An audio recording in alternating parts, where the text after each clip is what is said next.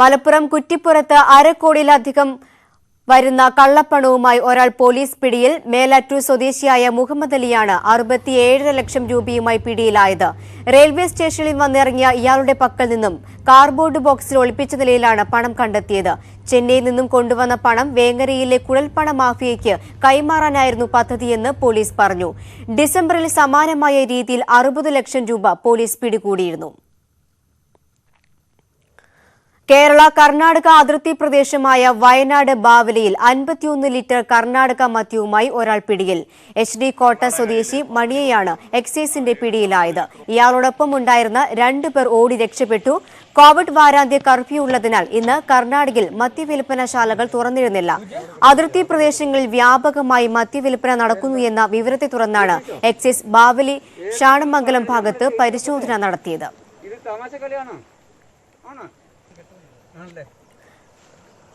അതേസമയം ബാവലി മീൻകൊല്ലിയിൽ അനധികൃത മദ്യക്കടത്ത് വ്യാപകമാകുന്നുവെന്ന പരാതി ശക്തമാണ്. അതിർത്തിയിലെ ഗ്രാമീണ ജീവിതം തകർക്കുന്ന തരത്തിലാണ് വ്യാജ മദ്യക്കടത്ത് നിർബാധം തുടരുന്നത്.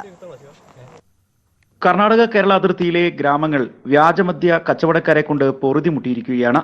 മീനംകൊല്ലി പ്രദേശത്തെ വഴിയരികുകൾ ഒഴിഞ്ഞ ചാരായ പാക്കറ്റുകൾ കൊണ്ട് നിറയുകയാണ്. ഇവിടുത്തെ സ്വകാര്യ വ്യക്തിയുടെ തോട്ടത്തിലൂടെയായിരുന്നു മദ്യം ആദ്യം കടത്തിയിരുന്നത്. തോട്ടം കമ്പിവേലി വെച്ച് അടച്ചതോടെ മീനംകൊല്ലിയിലെ പാലത്തിനടിയിലൂടെയായി മദ്യക്കടത്ത്. മീനംകൊല്ലിയിലെ വീട്ടമ്മമാർ ചേർന്ന് ഈ വഴിയും അടച്ചെങ്കിലും മദ്യക്കടത്ത് മറ്റു വഴികളിലൂടെ നിർബാധം തുടരുകയാണ്. മാനന്തവാടിയിലെ ജോസേട്ടന്റെ സ്ഥലമായി 5 ഏക്കർ സ്ഥലം യൂക്കാലിത്തോട്ടം. അവിടെ വേലി കെട്ടി ഞങ്ങൾ അതിന് താഴെ ഭാഗത്ത് പുള്ളിക്കാരൻ്റെ സ്ഥലം തന്നെ ആ പാലത്തിൻ്റെ അടിവശത്തുള്ളത്. അവിടെ ഞങ്ങൾ വേലി കെട്ടി, അയാളുടെ പറമ്പിൽ വേലി കെട്ടി. എന്നിട്ടും ഇവർ രാത്രി കാലങ്ങളിൽ ലോഡ് കണക്കിന് ചാരായം നമ്മുടെ ഈ വയനാടിൻ്റെ അതിർത്തികളിലേക്ക് കൊണ്ടുപോയിക്കൊണ്ടിരിക്കുക. ഉദ്യോഗസ്ഥരുടെ ഒത്താശയോടെയാണ് മദ്യക്കടത്തെന്നാണ് നാട്ടുകാരുടെ ആക്ഷേപം. കേരളത്തിന്റെയും കർണാടകയുടെയും ഉദ്യോഗസ്ഥരുടെ സംയുക്ത പരിശോധന കൊണ്ട് മാത്രമേ മദ്യക്കടത്ത് തടയാനാവൂ എന്നാണ് നാട്ടുകാരുടെ അഭിപ്രായം. ന്യൂസ് 18 വയനാട്. മലമ്പുഴയിലെ ആശുപത്രി മാലിന്യ സംസ്കരണ കേന്ദ്രത്തിൽ വൻ തീപിടുത്തം.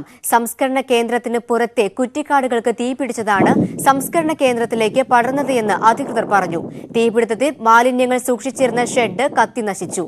IMAയുടെ ഉടമസ്ഥതയിലുള്ള സംസ്കരണ കേന്ദ്രമാണിത്. സംഭവത്തെ തുടർന്ന് MLAമാരായ A. പ്രഭാകരൻ, ഷാഫി പറമ്പിൽ എന്നിവർ സ്ഥലം സന്ദർശിച്ചു. കാട്ടുതീ മൂലമാണ് തീപിടുത്തമുണ്ടായത് എന്ന വിശദീകരണം അംഗീകരിക്കാനാവില്ലെന്ന് MLAമാർ പറഞ്ഞു. തീപിടുത്തം തടയാൻ നടപടിയെടുത്തില്ലെന്നും ഇവർ ആരോപിച്ചു.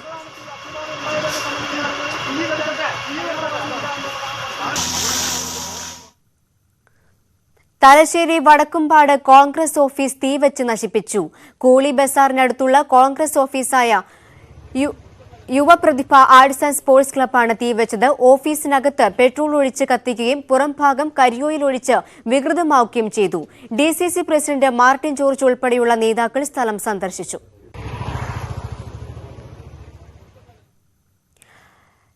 വിഴിഞ്ഞം കൊലപാതക കേസിൽ നിർണായക വഴിത്തിരിവ്. അയൽവാസിയെ കൊലപ്പെടുത്തിയതിന് ഇന്നലെ അറസ്റ്റിലായ റഫീഖ ബീവിയും മകൻ ഷെഫീഖും 1 വർഷം മുമ്പ് മറ്റൊരു പെൺകുട്ടിയെയും കൊലപ്പെടുത്തിയെന്ന് തെളിഞ്ഞു. പോലീസിന്റെ വിശദമായ ചോദ്യം ചെയ്യലിലാണ് മുട്ടക്കാട് സ്വദേശിയായ 14-കാരിയുടെ കൊലപാതകം പുറത്തറിഞ്ഞത്. വിഴിഞ്ഞം മുല്ലൂരിൽ കഴിഞ്ഞ ദിവസം ശാന്തകുമാരി എന്ന സ്ത്രീയെ തലക്കടിച്ച് കൊലപ്പെടുത്തിയ സംഭവത്തിന്റെ അന്വേഷണത്തിലാണ് മറ്റൊരു വഴിത്തിരിവ്. പ്രതികളായ റഫീഖ ബീവിയെയും മകൻ ഷെഫീഖിനെയും ചോദ്യം ചെയ്യവെയാണ് മറ്റൊരു കൊലപാതകത്തിന്റെ ചുരുളഴിഞ്ഞത്. 1 വർഷം മുമ്പ് വെങ്ങാനൂർ മുട്ടക്കാട്ട് സ്വദേശിനിയായ 14-കാരിയുടെ മരണവും കൊലപാതകമായിരുന്നു. റഫീഖ ബീവി മുൻപ് വാടകയ്ക്ക് താമസിച്ചിരുന്ന വീടിന് സമീപത്തായിരുന്നു കൊല്ലപ്പെട്ട 14-കാരിയുടെ വീട്. റഫീഖയുടെ മകൻ പെൺകുട്ടിയെ ലൈംഗികമായി ഉപദ്രവിച്ചിരുന്നു. ഈ വിവരം പുറത്തു പറയുമെന്ന് പറഞ്ഞതോടെയാണ് റഫീഖ ബീവിയും ഷെഫീഖും ചേർന്ന് പെൺകുട്ടിയുടെ തലയിൽ ചുറ്റിക കൊണ്ട് അടിച്ചത്. ഇന്നലെ ശാന്തകുമാരിയെ തലക്കടിച്ചു കൊന്നതും ഇതേ ചുറ്റിക ഉപയോഗിച്ചായിരുന്നു. ഷെഫീഖ് കാരണം ഒരു പെൺകുട്ടി മരിക്കേണ്ടി വന്നു എന്ന റഫീഖയുടെ വെളിപ്പെടുത്തൽ കേട്ടതായി റഫീഖ ഇപ്പോൾ താമസിക്കുന്ന വീടിന്റെ ഉടമസ്ഥൻ പോലീസിന് മൊഴി നൽകിയതാണ് അന്വേഷണത്തിൽ വഴിത്തിരിവായത്. 14-കാരിയുടേത് അപകട മരണമെന്നായിരുന്നു ഇതുവരെയുള്ള ധാരണ. സംശയങ്ങൾ ഒഴിവാക്കാൻ പെൺകുട്ടിയുടെ മരണാനന്തര ചടങ്ങുകളിലും റഫീഖയും മകനും സജീവമായി പങ്കെടുത്തിരുന്നു. കഴിഞ്ഞ ദിവസം ശാന്തകുമാരിയെ കൊലപ്പെടുത്തിയ ശേഷം സ്വർണവും പണവുമായി രക്ഷപ്പെടാനായിരുന്നു പ്രതികളുടെ പദ്ധതി. ന്യൂസ് 18 വിഴിഞ്ഞം. കർഷകരുടെ പ്രതീക്ഷകൾ തകർത്ത് നാണ്യവിളകളുടെ വില വീണ്ടും താഴേക്ക്. ഇടുക്കിയിലെ കർഷകർ പ്രധാനമായും ആശ്രയിക്കുന്ന ഏലം, കുരുമുളക്, റബ്ബർ എന്നിവയ്ക്കെല്ലാം 3 ആഴ്ചയ്ക്കുള്ളിൽ ഗണ്യമായ വിലയിടിവാണ് ഉണ്ടായത്. ഇടുക്കിയിൽ സ്ഥലം പാട്ടത്തിനടുത്ത് ഏലം കൃഷി ചെയ്ത കർഷകരുടെ സ്ഥിതിയാണ് ഏറെ പരിതാപകരം. ഏക്കറിന് ലക്ഷങ്ങൾ നൽകിയാണ് ഇവർ സ്ഥലം പാട്ടത്തിനടുത്ത് കൃഷി തുടങ്ങിയത്. വിലയിടിഞ്ഞതോടെ പലരും മുൻകൂർ കൊടുത്ത പണവും കൃഷിയും ഉപേക്ഷിക്കുകയാണ്. ഒരു മാസം മുമ്പ് 540 രൂപ വില കിട്ടിയിരുന്ന കുരുമുളകിന് ഇപ്പോൾ 490 രൂപയാണ് വില. 200 രൂപയിലേക്ക് ഉയർന്ന റബ്ബറിന്റെ വില 152ലേക്ക് കൂപ്പുകുത്തി. പ്രധാന നാണ്യവിളകളുടെ വില ഇടിയുന്നതിനാൽ ഏതു കൃഷിയെ ആശ്രയിക്കുമെന്ന ആശങ്കയിലാണ് കർഷകർ. ഉൽപാദന ചെലവുമായി താരതമ്യം ചെയ്യുമ്പോൾ ഗ്രാമ്പു, ജാതി, കൊക്കോ തുടങ്ങിയ മറ്റു നാണ്യവിളകളും കർഷകർക്ക് നഷ്ടക്കച്ചവടമാണ്. ഉൽപ്പന്നം ഉണ്ടാകുന്ന സമയത്ത്, ഉൽപാദന സമയത്ത് വില ലഭിച്ചെങ്കിൽ മാത്രമേ അടുത്ത തവണത്തെ കൃഷിക്ക് അവർ തയ്യാറാകൂ എന്നുള്ള ഒരു സാമാന്യ തത്വം പോലും അധികാരികൾ മറന്നുപോവുകയാണ്. ഓരോ വിളയ്ക്കും ഓരോ ഗവൺമെൻറ് ഡിപ്പാർട്ട്മെൻറ്റുള്ളൂ. എന്നാൽ ഈ സമയത്ത് ഇവരെല്ലാം ഒട്ടകപ്പക്ഷി നയം അനുവർത്തിക്കുകയാണ്. ഈ വിലയിടിവൊന്നും ഇവർ കാണുന്നേയില്ല. ഇഞ്ചി, മഞ്ഞൾ തുടങ്ങിയ തന്നാണ്ട് കൃഷികൾ കർഷകർ പൂർണ്ണമായും ഉപേക്ഷിക്കുന്ന അവസ്ഥയിലാണ്. അതിനിടെ പ്രതീക്ഷ നൽകുന്നത് കാപ്പി മാത്രമാണ്. എന്നാൽ വിലയില്ലാതിരുന്ന മുൻ വർഷങ്ങളിൽ മറ്റു കൃഷികൾക്കായി കാപ്പി സംരക്ഷിക്കാതിരിക്കുകയോ ഉപേക്ഷിക്കുകയോ ചെയ്തിട്ടുണ്ട്. വിപണിയിലേക്ക് കൂടുതലായി എത്തിത്തുടങ്ങുമ്പോൾ കാപ്പിക്കുരുവിൻ്റെ വിലയും ഇടിയുമോ എന്ന ആശങ്കയും കർഷകർക്കുണ്ട്. ന്യൂസ് 18 ഇടുക്കി. ഭവനരഹിതർക്ക് വീട് അനുവദിക്കണമെന്നാവശ്യപ്പെട്ട് പാലക്കാട് മുതലമട അംബേദ്കർ കോളനി നിവാസികൾ നടത്തുന്ന സമരം ശക്തമാകുന്നു. മുതലമട പഞ്ചായത്ത് ഓഫീസിന് മുന്നിൽ നടത്തിവന്ന സമരം അധികൃതർ അവഗണിച്ചതിനെ തുടർന്ന് പ്രതിഷേധം പാലക്കാട് സിവിൽ സ്റ്റേഷനിലേക്ക് മാറ്റിയിരുന്നു. ഇന്നലെ മുട്ടിലിഴഞ്ഞ് സമരം നടത്തിയ കോളനി നിവാസികൾ വരും ദിവസങ്ങളിൽ പ്രതിഷേധം കൂടുതൽ ശക്തമാക്കും.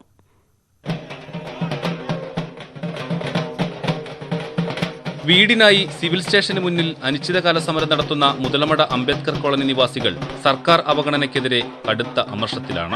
வெயிலும் இல்லாம மழை இல்லாம 96 திவசம் நாங்க உட்கார்ந்துட்டு இருக்கோம். ஒரு வார்த்தை சரி இப்ப தரோம் அப்ப தரோம் எந்த ஒரு பதிலும் சொல்ல மாட்டேங்கிறாங்க. கேட்கறதுக்கு வந்து இப்படி கதவை சாத்தி வச்சுட்டா நாங்க யார்கிட்ட போய் கேட்கறது? எங்களுக்காண்டி நீ யார் தான் கேட்க வரோம்? நாங்க தானே கேட்கணும். இதை கூட கேட்க விட மாட்டீங்களா? இப்படி சாத்தி வச்சாச்சு அவங்களும் வந்து ஒரு பதில் சொல்ல மாட்டேங்கிறாங்க. എന്തിനാണ് ഇങ്ങനെ അവഗണിക്കുന്നതെന്ന് കുഞ്ഞുമായി സമരത്തിൽ പങ്കെടുക്കുന്ന ജ്യോതി ചോദിക്കുന്നു. ഞങ്ങൾ എന്താ ഒരു തുണ്ടി ഭൂമി ഇരിക്കാൻ ഒരു കൂരയും ഞങ്ങൾ വേറെ എന്തെങ്കിലും ചോദിച്ചാ സ്വന്തമായിട്ട് നമുക്ക് ഇരിക്കാനല്ല ചോദിച്ചു. എത്ര ദിവസം കാത്തിരിക്കുന്നു? 13-14 വർഷമായി കല്യാണം കഴിഞ്ഞിട്ട് ഇനി ഒരു ഇടമില്ല പറഞ്ഞു. നമുക്ക് സ്വന്തമായിട്ട് ഞങ്ങളവിടെ വീടില്ലാതെ മണ്ണില്ലാതെ മുതലമടയിലേക്ക് മടങ്ങില്ലെന്നാണ് സമരക്കാർ ഉറപ്പിച്ചു പറയുന്നത്.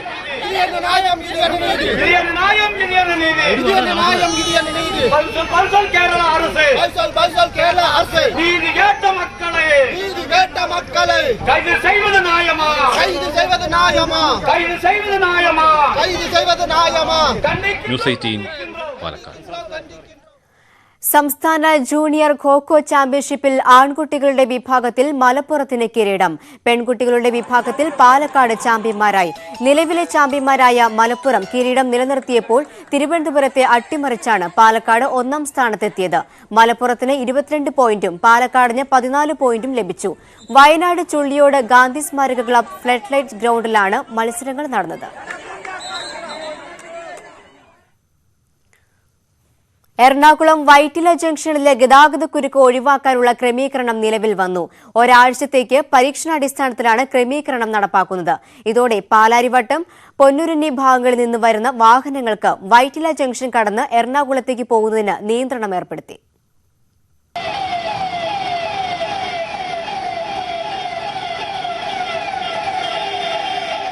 വൈറ്റിലയിലെ ഗതാഗതക്കുരുക്ക് രൂക്ഷമായതോടെയാണ് പരീക്ഷണാടിസ്ഥാനത്തിൽ പുതിയ ഗതാഗത ക്രമീകരണം നടപ്പിലാക്കുന്നത്. പാലാരിവട്ടം, പൊന്നുരുന്നി, കണിയാമ്പുഴ ഭാഗത്തുനിന്ന് എത്തുന്ന വാഹനങ്ങൾക്കാണ് പുതിയ പരിഷ്കാരം ബാധകമാകുക. ഇവിടെ നിന്ന് എത്തുന്ന വാഹനങ്ങളെ പാലത്തിന് അടിയിലൂടെ കടത്തിവിടാതെയാണ് ക്രമീകരണം. നിലവിൽ ഒരാഴ്ച പരീക്ഷണാടിസ്ഥാനത്തിൽ നടപ്പിലാക്കി സ്ഥിതിഗതികൾ വിലയിരുത്തിയ ശേഷം ആവശ്യമായ മാറ്റം വരുത്തുമെന്ന് എറണാകുളം DCP VU കുര്യാക്കോസ് പറഞ്ഞു. 100% ഞങ്ങൾ ഇംപ്ലിമെൻ്റ് ചെയ്യുന്നത് കറക്റ്റാണെന്നൊന്നും ഞങ്ങൾ പറയണില്ല.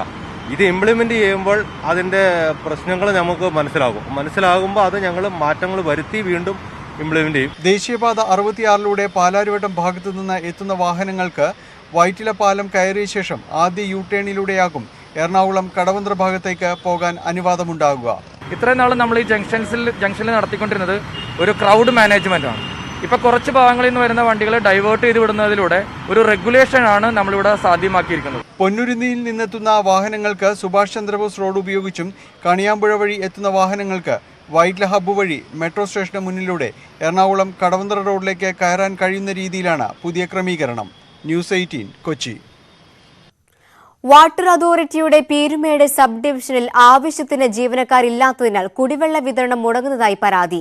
ഉരുൾപൊട്ടലിലും മണ്ണിടിച്ചിലും നാശനഷ്ടം സംഭവിച്ച പദ്ധതികളുടെ അറ്റകുറ്റപ്പണികളും മുടങ്ങുന്നു. 175 കിലോമീറ്ററിലധികം വിസ്തൃതമായ മേഖലയാണ് Peerumedu water authority sub division office പരിധിയിലുള്ളത്. ഹെലിബെറിയ കുടിവെള്ള പദ്ധതി ഉൾപ്പെടെ 3 വൻകിട പദ്ധതികളടക്കം 22 ജലവിതരണ പദ്ധതികളുണ്ട്. 9 ഗ്രാമപഞ്ചായത്തുകളിലായി 10,000-ത്തിലധികം ഉപഭോക്താക്കളും വിവിധ പദ്ധതികളെ ആശ്രയിക്കുന്നു. നിലവിൽ നാമമാത്ര ജീവനക്കാർ മാത്രമാണ് ഇവിടെയുള്ളത്.